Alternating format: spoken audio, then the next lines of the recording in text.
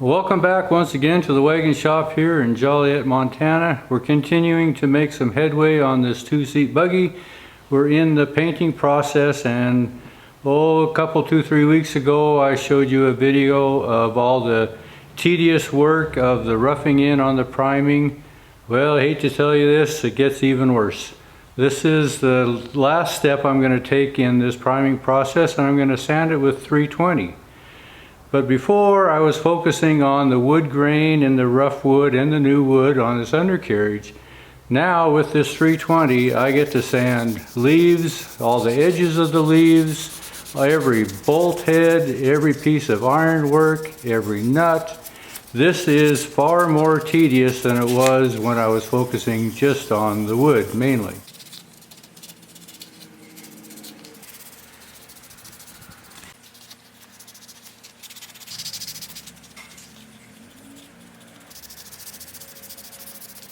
So when I put my second series of coats of primer on, my first coat was a gray color, and then I tinted it with a red oxide, and so I now have this kind of a reddish tone.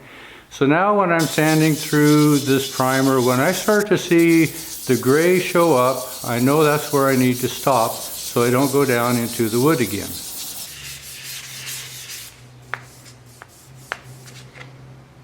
So what I mentioned in that previous video, that I don't trust a whole lot of people to do my sanding, and there's a reason why. Now I just showed you the process of all the tedium of sanding, but I didn't really go in and elaborate the hows and whys of sanding. There's more to it than just rubbing sandpaper across primer or wood. Now you're all well aware that there are many different ways to sand. You can sand by hand, with the block, with the foam pad, and many people enjoy or take the advantage of electric or air-operated sanders. The orbital sander, oftentimes known as the random orbital sander, is perhaps the most popular. I have those, but needless to say, I don't use them. Here's a couple that I do have. Now this is a pretty common style. There's many different makes. This is a Ryobi. This is oftentimes called a palm sander or an orbital sander. This is a square pad, and it runs in an orbital motion. Many of you know this. It's oftentimes they're about a 3/16 circle.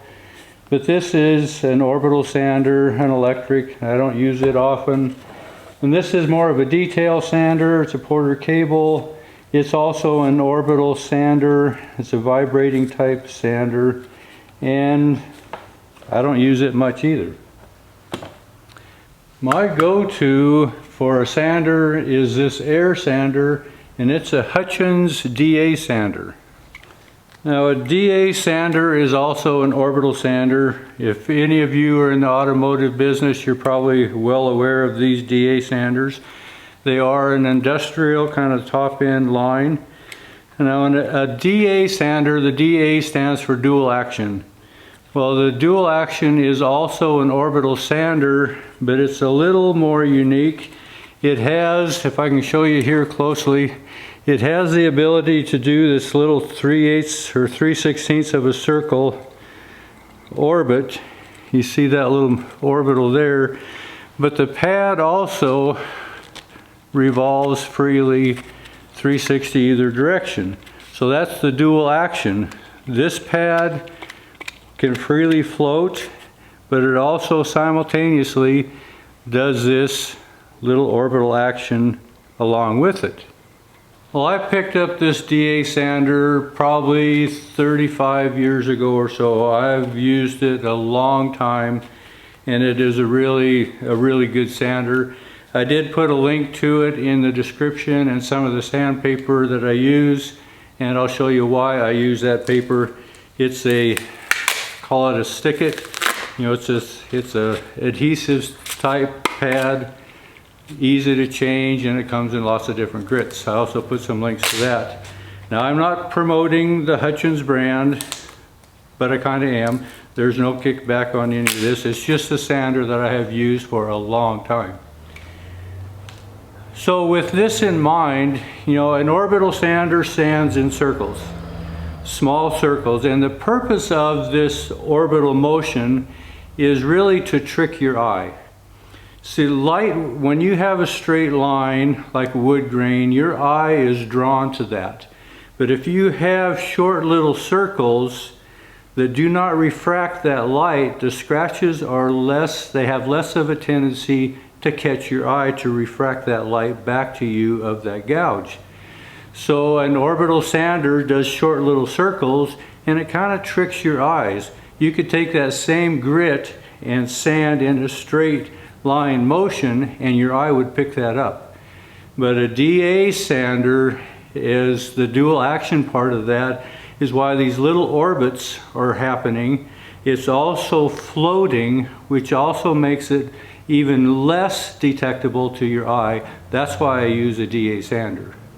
Well, these are the stick-it pads. This is an 80 grit.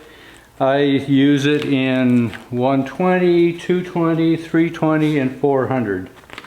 But these, like I say, are an adhesive back, and they just peel off of this pad, and you can stick it right on and click it and go. So this is also my favorite sanding paper.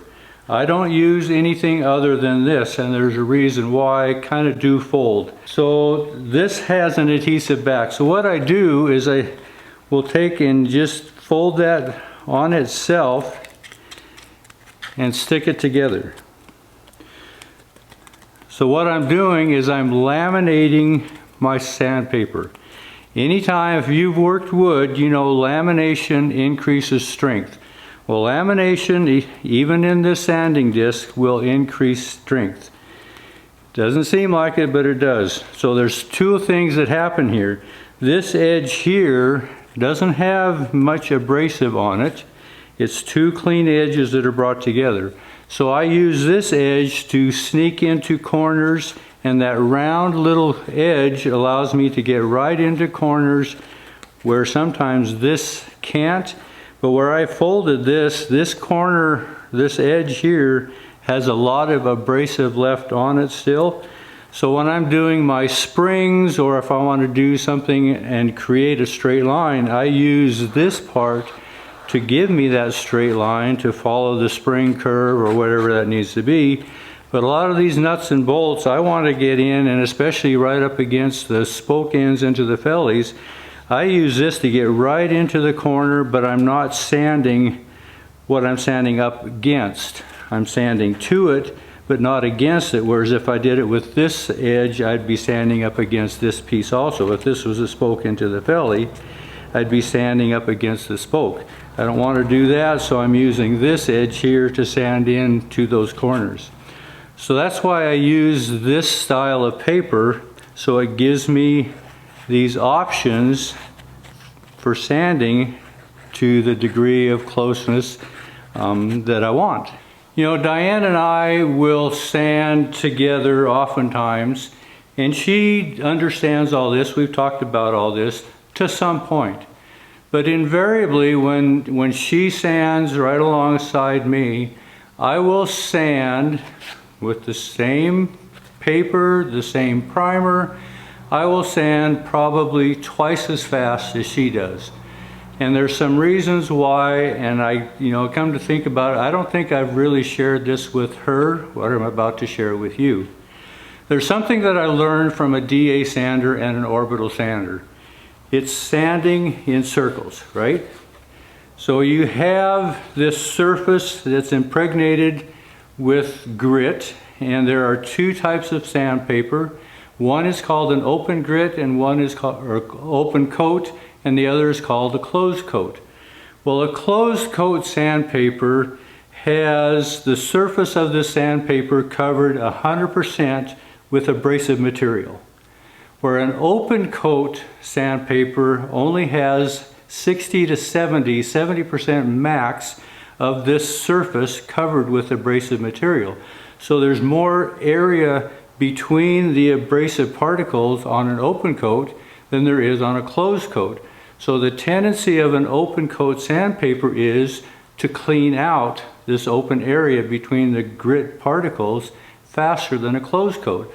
So I use an open coat sandpaper for that purpose. But when I'm hand sanding, I take the principle of an orbital sander and I do that in my hand sanding. I don't sand straight line. Remember, that's what catches your eye. That's what refracts the light and your eye will see those scratches. The purpose of an orbital sander is to sand in circles so you minimize those refractory lights that catch your eye. So when I'm sanding, I also sand in circles. I'm going to slow some of this down so you can see what I'm doing that maybe you didn't see on that first video when I showed all the boring sanding. But I'm sanding in circles all the time. But you know, there's a principle that you're floating the surface, you're taking off the high spots, bringing it down to low, and that's where it, you know, levels out your paint job. That principle I think we all understand. So with a laminated sandpaper, I'm palming this sandpaper, clutching it with my finger here loosely, using usually a nitro glove because sandpaper will take your skin right off. And I am floating, following the contour of these spokes. But as I slow this down, you're going to notice that I am changing directions when I sand. I'll go right to left, left to right. I'm constantly moving that sandpaper in direction. And what that's doing is allowing that material that fills in between these particles on the sandpaper to come out of that open coat area between the sanding particles. So if you went always one direction, it would keep it loaded up. But when I switch the other direction, that primer material now, instead of gathering up, now gets pushed out. And it keeps your sandpaper cleaner, so you sand faster. And the other thing you'll notice, and I slowed this clip down too, is I am constantly taking and letting this sandpaper float in my hand. When I'm sanding right to left, left to right, that sandpaper is also, I'm letting it rotate. Just like the dual action on a DA sander, I'm doing this motion with my hand, but I'm also letting it float within my hand while I'm simultaneously sanding in these circular motions, going right to left, left to right. That's what keeps your sandpaper cleaner, less material in the sandpaper, allowing the grit in the sandpaper to be more effective. And that's why I can out-sand by about twice what Diane sands when she's just going one direction all the time. So I'm kind of letting this out by default to her. But you know, there is more to sanding than just taking a piece of sandpaper and rubbing on a surface. You can increase the amount of efficiency, therefore decrease the amount of time you have to spend by making your sandpaper doing its work most efficiently, letting it float, floating in circles, sanding in circles, letting your sandpaper float, changing directions, you know, constantly moving that.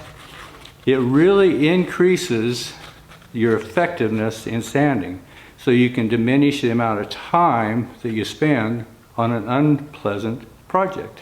So that's kind of why I'm reluctant just to turn anybody loose. Anybody can take and just rub sandpaper. If you stay in one place on a round surface, then you have a flat surface and your eye catches that. You've got to be following the contour. When it's flat, you've got to be floating. Because the finished project, when that paint goes on, that paint, the gloss on that paint, to whatever degree it is, will show you everything you did when you sanded. That's why I'm kind of particular on who sands my buggies. But this maybe makes more sense that sanding isn't really just a boring process. It's really a very creative process if you think down the road of what that's going to look like when it's done. And I'm sure, you know, this is not furniture work, this is kind of like auto body work. But the same principle to some degree shows up in wood finishing on furniture also. So with all that said, I'm going to finish the sanding, but I've also got to get the upholstery process on these seats started. So I'm going to go through and rework the seat bases. That's what sits on the bottom of the seat, and get these bases ready so we can get started on the upholstery on these two seats.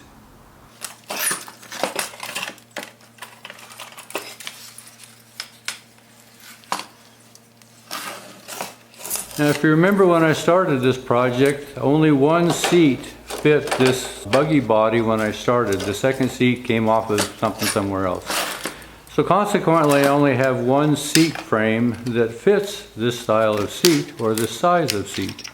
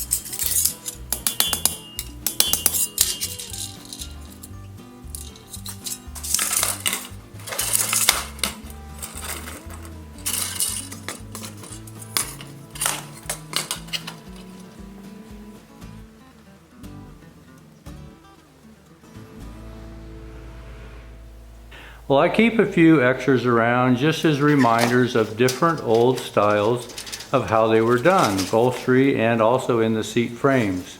Well, most seat bases are built around a frame and then the springs are attached in different ways. So here's a few seat bases that I keep around just to give me some ideas, and I'm going to actually have one that I can steal some parts off of that will match the original seat on this buggy. So some seat bottoms or the buggy seat itself have diamonds sewn into them. It's not really, in my opinion, the best way to go. every time you punch a hole sewing these diamonds in or put a button in, it just allows places for rain and moisture to penetrate into the cushion itself. So there's some that have just nothing at all in them. Sometimes they have just a button put in. Again, the idea is to minimize moisture penetration. Here's one that's been redone. It is on an original frame, but it's done with a Naugahyde style. It's not really correct in its styling, but it has no buttons in it. And then this old one here is still all original, leather upholstery on it, and it had nothing in it either. No buttons, no sewed in tufting, no nothing. Again, the most moisture resistant style. And I think that's the style that I'm going to go with when I do these seats also. This frame actually has the same style of mounting the springs to the seat frame. This was a little deeper off of a different buggy that had a little deeper seat. So I'm going to have to modify these a little bit, but they're going to work. So I have two uniform seat bases for this two-seat buggy.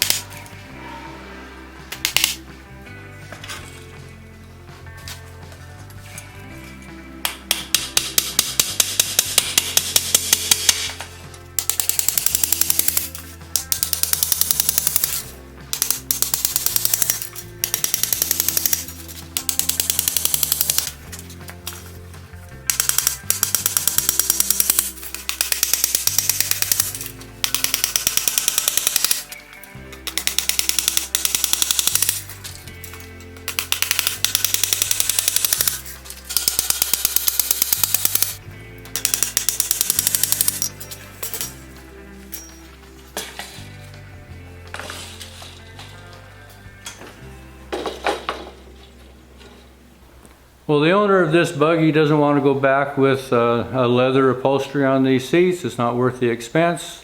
So I have a good vinyl Naugahyde that's good for 40 below temperatures that I'm going to use on this seat. So here pretty quick, we're going to get into upholstering these two buggy seats. Anyway, thanks for following along and thanks for watching.